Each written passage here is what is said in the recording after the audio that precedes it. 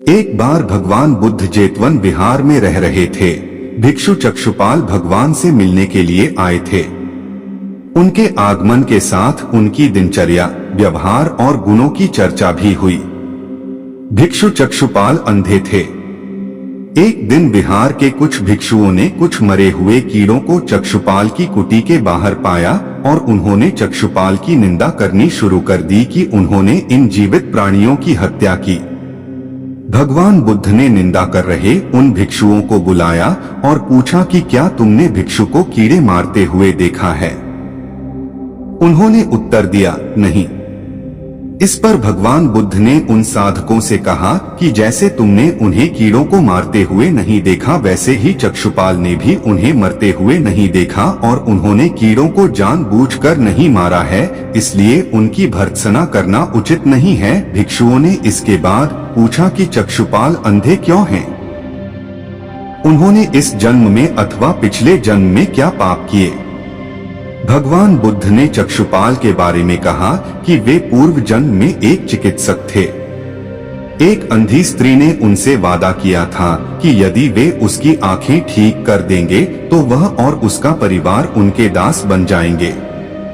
स्त्री की आंखें ठीक हो गईं, पर उसने दासी बनने के भय से यह मानने से इनकार कर दिया। चिकित्सक को तो पता था कि उस स्त्री की आंखें ठीक हो गई हैं।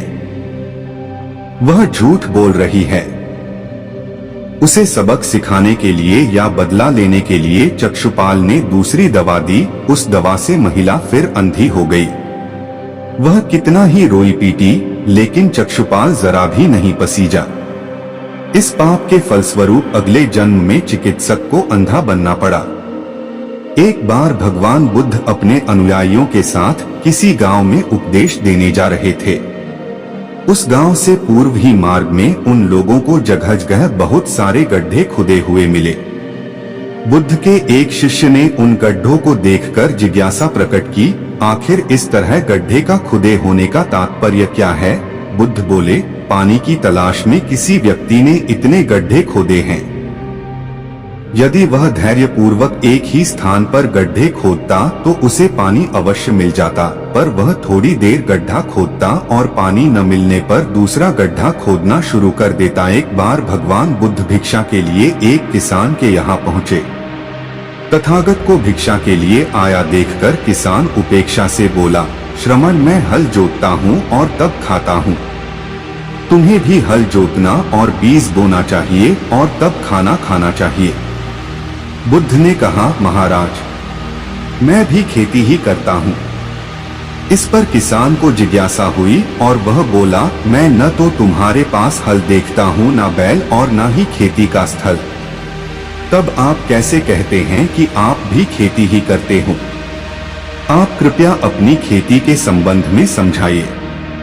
बुद्ध ने कहा, महाराज, मेरे पास श्रद्धा का बीज, तपस्या रूपी वर्षा और प्रजा रूपी जोत और हल है। पाप भीरुता का दंड है, विचार रूपी रस्सी है, स्मृति और जागरूकता रूपी हल की फाल और पेनी है।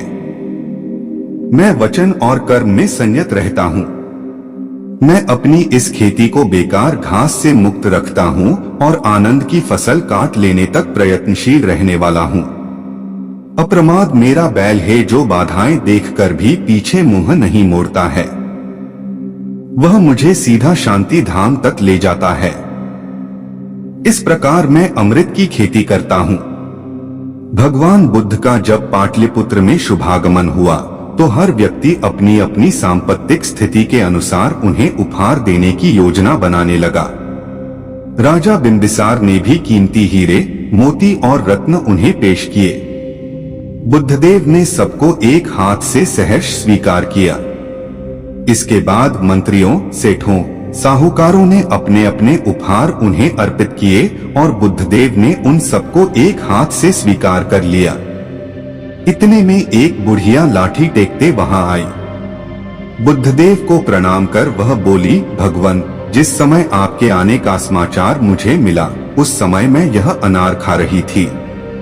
मेरे पास कोई दूसरी चीज न होने के कारण मैं इस अधखाए फल को ही ले आई हूँ।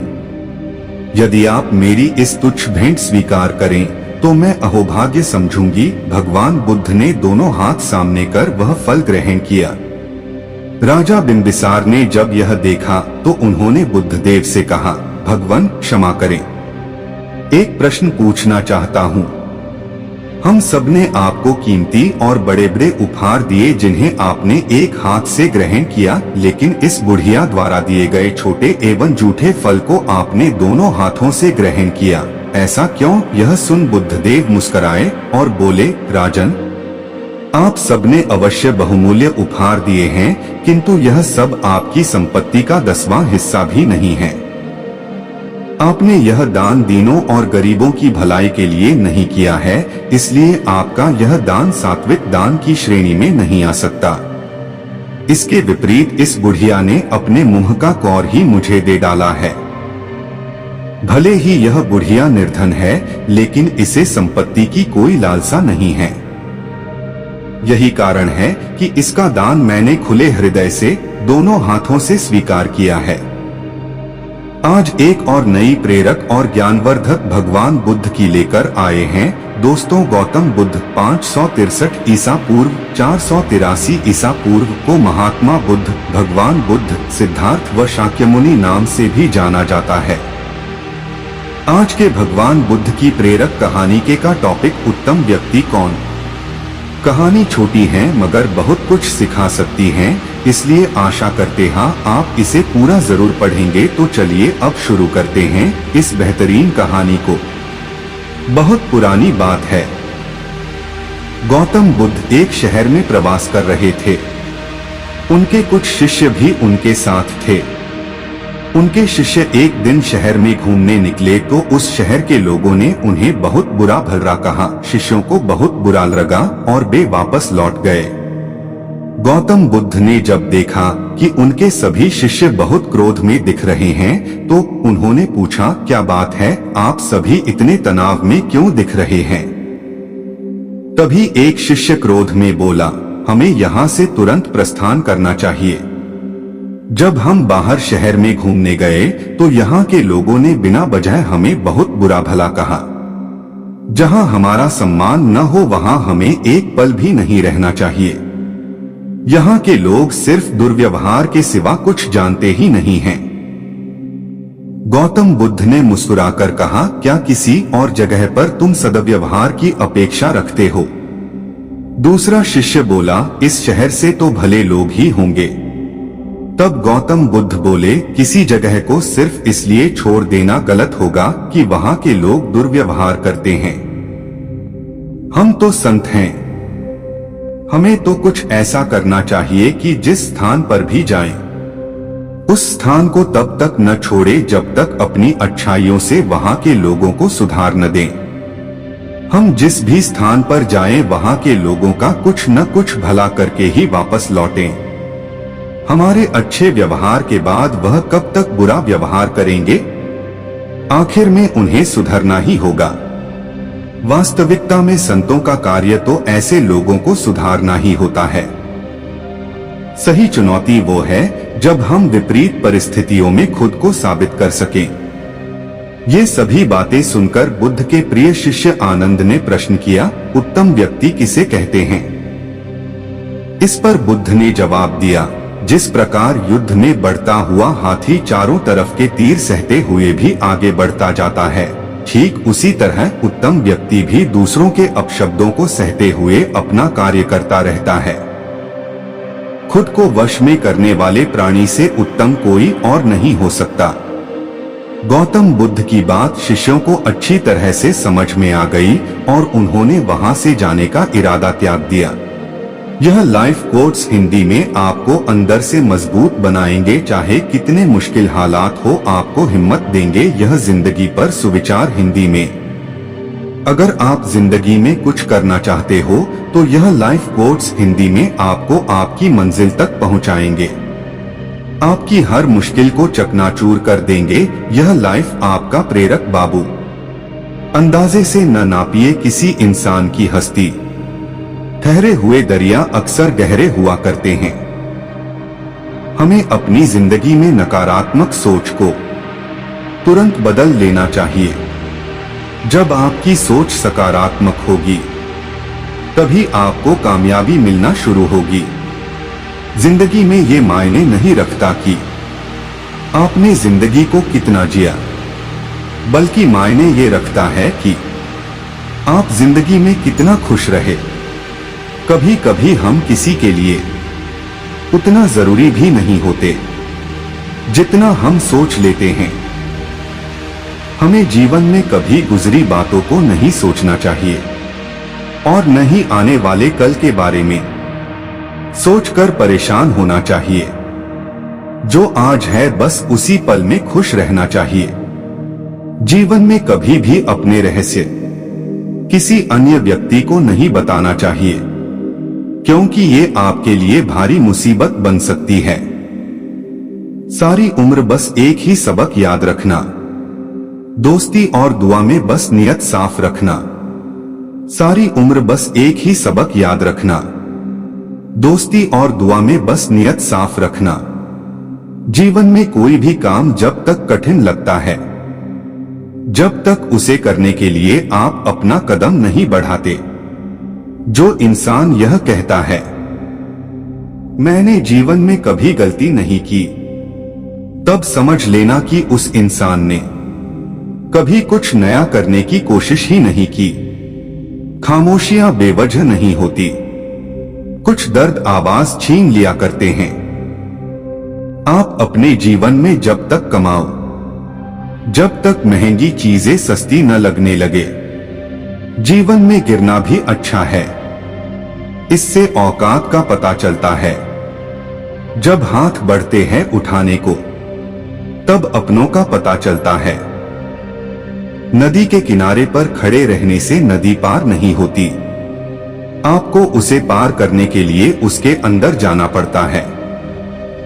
जीवन में हमेशा इंतजार ही नहीं करना चाहिए, क्योंकि सही वक्त कभी नहीं आता, उसे लाना पड़ता है। कसूर तो बहुत किए हैं जिंदगी में, पर सजा वहां मिली जहां बेकसूर थे। जीवन में जो लोग आपसे दूर होना चाहते हैं, वो लोग सारा दोष हालात पर डाल देते हैं। जिंदगी एक मिनट में नहीं बदलती, पर एक मिनट में लिया गया फैसला जिंदगी बदल देता है। इस जीवन में रुपए की कीमत कितनी भी गिर जाए, पर कभी इतनी नहीं गिर सकती जितना इंसान रुपए के लिए गिर जाता है। जो लोग अंदर से मर जाते हैं, अक्सर वही दूसरों को जीना सिखाते हैं। हमें अपनी जिंदगी जीतना सीखना चाहिए, क्योंकि हम एक दिन मौत से तो हार ही जाएंगे। जब भी जीवन में मुश्किल घड़ी आती है, तो कायर पीछे हट जाता है और मेहनती डट जाता है। किसी को उजाड़ कर बसे तो क्या बसे, किसी को रुलाकर हंसे तो क्या हंसे। जिंदगी में एक बात तो तय है कि तय कुछ भी नहीं है। जिंदगी के लिए कभी खराब विचार आए तो एक बात हमेशा याद रखना, तुम जो जिंदगी जी रहे हो वो भी किसी के लिए सपने जैसी ही होगी। कुछ रिश्तों के नाम नहीं होते, कुछ रिश्ते नाम के ही होते हैं। इतवार में भी कुछ यूं हो गई है मिलावट, छुट्टी तो दिखती है पर सुकून नजर नहीं आता। आदमी बड़ा हो या छोटा कोई फर्क नहीं पड़ता, उसकी कहानी बड़ी होनी चाहिए। किसी की कदर करनी है तो उसके जीते जी करो, मरने पर तो नफरत करने वाले भी कह देते हैं बंदा बहुत अच्छा था। धूप कितनी भी तेज हो, समुंदर सूखा नहीं पड़ सकता। उसी तरह उम्मीदों का सागर किसी एक हार से खाली नहीं हो सकता। हम खुद से बिछड़े हुए लोग हैं, तुमसे क्या मिल पाएंगे। न जाने जिंदगी का ये कैसा दौर है, इंसान खामोश हैं और ऑनलाइन कितना शोर है। किसी ने ईश्वर से पूछा तुम्हारे सबसे नजदीक कौन है। ईश्वर ने कहा वो इंसान जिसके पास बदला लेने की ताकत हो और उसने फिर भी माफ कर दिया हो। मिट्टी का मटका और परिवार की कीमत सिर्फ बनाने वाले को ही पता होती है, तोड़ने वाले को नहीं। रुतबा तो खामोशियों का होता है, अल्फाज का क्या, वो तो बदल जाते हैं अक्सर हालात देखकर। सपने और लक्ष्य में केवल एक ही अंतर है, सपने के लिए बिना मेहनत की नींद चाहिए और लक्ष्य के लिए बिना नींद की मेहनत।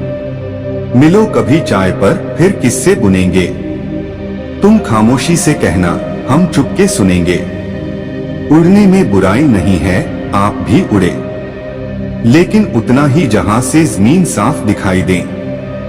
अगर आप उस इंसान की तलाश कर रहे हो जो आपकी जिंदगी को बदलेगा, तो आप आईने में खुद को देख लें। जिंदगी में अगर कुछ बड़ा करना है तो दो चीजें हमेशा याद रखना। पहला, जो खोया है उसका गम नहीं, और जो पाया है वो भी किसी से कम नहीं। जीवन में ऊंचे उठते समय लोगों से अच्छा व्यवहार करें, क्योंकि यदि आप फिर नीचे आए तो सामना इन्हीं लोगों से करना होगा। सफलता का मुख्य आधार सकारात्मक सोच और निरंतर प्रयास है।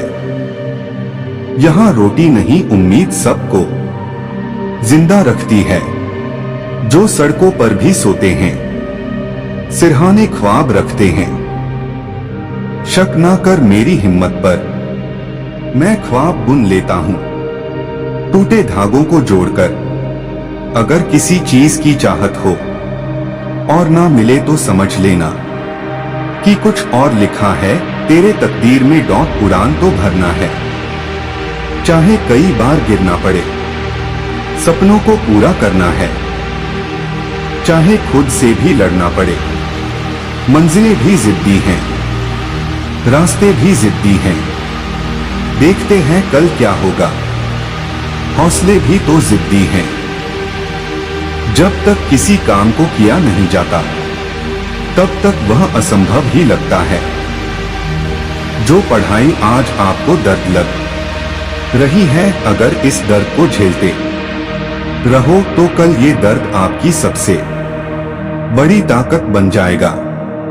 किताबों की अहमियत अपनी जगह है जनाब, सबको वही याद रहता है जो वक्त और लोग सिखाते हैं। जब दर्द और कड़वी बोली दोनों सहन होने लगे, तो समझ लेना जीना आ गया। एक बार राजा जी के यहाँ पर सोने के पिंजरे में एक तोता कैद था और तोता बोलने वाला था। राजा जी के यहाँ पर ये प्रथा थी कि महीने में 2 बार कथा होता है, और कथा सुनाने के लिए जब भी पंडित जी आते हैं, जब भी वो अध्याय खत्म करते तो हर अध्याय के आखिरी में कहते, हरि मिले तो बंधन छूटे। और जैसे ही पंडित जी कहते, तोता कहता है पंडित झूठा है। और जैसे ही तोता ये कहता, पंडित जी के लिए सिचुएशन अजीब हो जाती। हर बार जाती है, 2-3 बार तो चल गया, लेकिन पंडित जी को लगा कि तोता मानने वाला नहीं है। पंडित जी अपने गुरु के पास गया और गुरुजी को बताया कि वहाँ पर जब राजा के यहाँ पर कथा सुनाता हूँ और कहता हूँ कि हरि मिले तो बंधन छूटे हैं, तो तोता कहता है कि पंडित झूठा है। ये तोता पंडित झूठा है बार बार क्यों कहता है? तो गुरुजी ने कहा कि चलते हैं, चल कर के तोते से बात करते हैं। गुरुजी पंडित जी के साथ में तोते के पास पहुँचे और तोते से पूछा कि भैया बात क्या है? तो तोते ने बताया कि गुरुजी एक बार में एक ऋषि के आश्रम में पहुंचा, तो वहां पर मंत्रों का उच्चारण हो रहा था जो उनके शिष्य थे। मंत्र बोल रहे थे। मैंने एक मंत्र सुन लिया और मंत्र याद करके मैंने मंत्र को रिपीट कर दिया। जैसे ही मैंने मंत्र बोला तो ऋषिकेश के शिष्यों ने देखा कि बोलने वाला तोता है। उन्होंने मुझे पकड़ लिया और लोहे के पिंजरे में कैद कर दिया। एक बार ऋषि के आश्रम में उनके एक शिष्य थे, सेठ जी, और वो आए। फिर उन्होंने मुझे देखा कि बोलने वाला तोता है। वो अपने साथ में ले गए और ले जा करके मुझे चांदी के पिंजरे में कैद कर दिया। एक बार राजा जी के यहाँ पर दावत थी तो सेठ जी ने सोचा कि क्या गिफ्ट दिया जाए। फिर उन्हें मेरी याद आई। उन्हें लगा कि इससे महंगा कोई गिफ्ट नहीं हो सकता। वो मुझे ले करके गए और राजा को भेंट कर दिया। रानी को मैं बड़ा पसंद आया और मुझे सोने के पिंजरे में कैद करवा दिया। कुल मिलाकर के रहा मैं पिंजरे में ही, मेरा पिंजरा नहीं छूटा। तो जब जब मैंने हरि का नाम लिया मेरा बंधन नहीं छूटा। गुरुजी ने तोते को देखा, अपने पास बुलाया और उसके कान में एक बात कही। गुरुजी पंडित जी को लेकर के वहां से चले गए। अगली सवेरे जब सुबह हुई तो राजा के सेवकों ने देखा कि पिंजरे में तोता मरा हुआ था, उल्टा पड़ा हुआ था। उन्हें बड़ी चिंता हुई और राजा को बुलवाने गए। पिंजरे का गेट खोला और जैसे ही गेट खोला तोता उड़ गया और तोते ने उड़ते उड़ते बोला, गुरु मिले तो बंधन छूटे गया। एक बार प्रदेश में अकाल पड़ा। यह देखकर भगवान गौतम बुद्ध को बड़ा दुख हुआ। उन्होंने लोगों से कहा कि बहुत से लोग अन्न और वस्त्र के लिए तरस रहे हैं। उनकी सहायता करना हर एक मनुष्य का धर्म है और आप लोगों से जो कुछ बने वह दान करें। बुद्ध का उपदेश सुनकर सब लोग बिना दिए अपने अपने घर चले गए। एक गरीब व्यक्ति बैठा ही रहा। उसने सोचा कि मेरे पास तो ये वस्त्र हैं, अगर मैं इन्हें उतार कर दे दूंगा तो नंगा हो जाऊंगा। उसने फिर से सोचा कि मनुष्य बिना वस्त्र के पैदा होता है और बिना वस्त्र के ही चला जाता है। न जाने कितने साधु सन्यासी बिना वस्त्र के रहते हैं, फिर मैं बिना वस्त्र के क्यों नहीं रह सकता। उसने अपने वस्त्र उतारकर बुद्ध को दे दिए। भगवान बुद्ध ने उसे आशीर्वाद दिया। वह प्रसन्न होकर घर की ओर चल पड़ा। वह खुशी से चिल्लाकर कह रहा था, मैंने अपने आधे मन को जीत लिया है। तभी सामने से राजा की सवारी आ रही थी। उस गरीब की बात सुनकर राजा ने उसे अपने पास बुलाया और पूछा कि तुमने आधे मन को कैसे जीता है। उस गरीब ने कहा कि भगवान बुद्ध दुखियों के लिए दान मांग रहे थे। यह सुनकर मैंने अपने वस्त्र उतार दिए। पहले तो मेरे मन ने इनकार किया, फिर मैंने उसे समझाया कि मनुष्य बिना वस्त्र के पैदा होता है और मृत्यु होने पर साथ में कुछ भी नहीं जाता। राजा उसकी बात से बड़ा प्रसन्न हुआ। उसने मोतियों का हार और कीमती वस्त्र उसे दिए। उसने वह सब ले जाकर भगवान बुद्ध के चरणों में रख दिए। बुद्ध ने उसे हृदय से लगाते हुए कहा, जो दूसरों के लिए अपना सब कुछ दे देता है उसकी बराबरी कोई नहीं कर सकता। कल को आसान बनाने के लिए आज आपको कड़ी मेहनत करनी ही पड़ेगी। चिंता और तनाव दूर करने का बस एक ही उपाय है। आंखें बंद करके सुबह शाम बोलिए, भाड़ में गई दुनिया। जाया ना कर अपने अल्फाज हर किसी के लिए। बस खामोश रहकर देख तुझे समझता कौन है। कुछ बनना ही है तो समंदर बनो। लोगों के पसीने छूटने चाहिए। तुम्हारी औकात नापते नापते दुनिया का उसूल है। जब तक काम है तब तक तेरा नाम है, वरना दूर से ही सलाम है। एक दिन मुझसे लिपटकर समय भी रोएगा, कहेगा तू तो बंदा सही था, मैं ही खराब चल रहा था। मुझे नहीं पता मैं क्या हूं, क्योंकि लोगों ने मेरा ठेका ले रखा है। कड़वा सच, तुम नीचे गिर के देखो, कोई नहीं आएगा उठाने। तुम जरा उड़कर तो देखो, सब आएंगे गिराने। जिस दिन आप अपने हंसी के मालिक खुद बन जाओगे, उस दिन के बाद आपको कोई भी रुला नहीं सकता। मैं बैठूंगा जरूर महफिल में, मगर पीऊंगा नहीं, क्योंकि मेरा गम मिटा दे इतनी शराब की औकात नहीं। बीते वक्त का चौकीदार ना बन, इस लम्हे का कर्ज अदा कर। भरोसा जितना कीमती होता है, धोखा उतना ही महंगा हो जाता है। भरोसा जितना कीमती होता है, धोखा उतना ही महंगा हो जाता है। हम क्या हैं, वो सिर्फ हम जानते हैं। लोग सिर्फ हमारे बारे में अंदाजा ही लगा सकते हैं। ताश का जोकर और अपनों की ठोकर अक्सर बाजी घुमा देते हैं। चमक सबको नजर आती है, अंधेरा कोई नहीं देख पाता। लोग वाकिफ हैं मेरी आदतों से, रुतबा कम ही सही पर लाजवाब रखता हूं।